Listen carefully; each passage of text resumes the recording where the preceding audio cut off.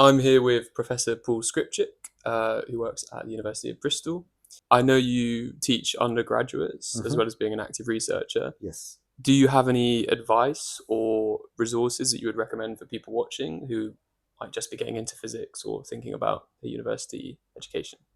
Also, like incoming undergraduate Hmm. students. Yeah, so I guess there is lots of advice one could give. The mate, I mean, one of the big ones is learning to persevere, learning to like spend that time trying to solve that problem. It isn't going to be misplaced effort. So university degree, every year of your degree is going to be harder than the year before. But by the end of that year, you should hopefully be able to look back and be like, oh, actually, I can solve things. My understanding, my physical intuition is better than it was before, and that won't come without putting in the hours, unfortunately. But there is this real difference between like cracking your head against a problem and really staring at it and not getting the answer straight away, but saying, okay, I need to take 5 minutes, I need to go and have a break, I need to come back and then think about it again. And if you solve it yourself, that one time and you really did it and you understood how you got there, then the next time it will be much easier. And this kind of learning journey is like kind of you see something the first time, you're a bit shaky, you then try to solve problems on it. The problems won't necessarily come naturally, but you want to kind of see that progression.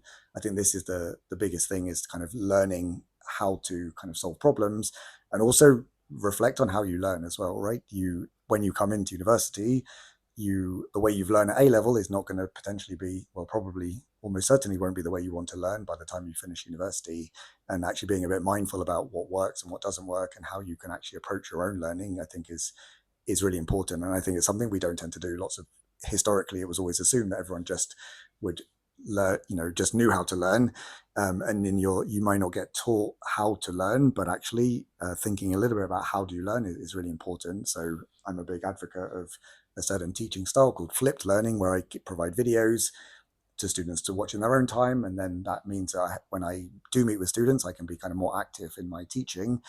And some students struggle with this teaching style, which is understandable because it's kind of unfamiliar, and they actually have to learn how to learn from flipped learning approaches, right? They need to kind of learn to be able to take those videos and concentrate and watch them, or pause and stop and think. But once they've kind of mastered this as a learning technique, then it can be really powerful for them.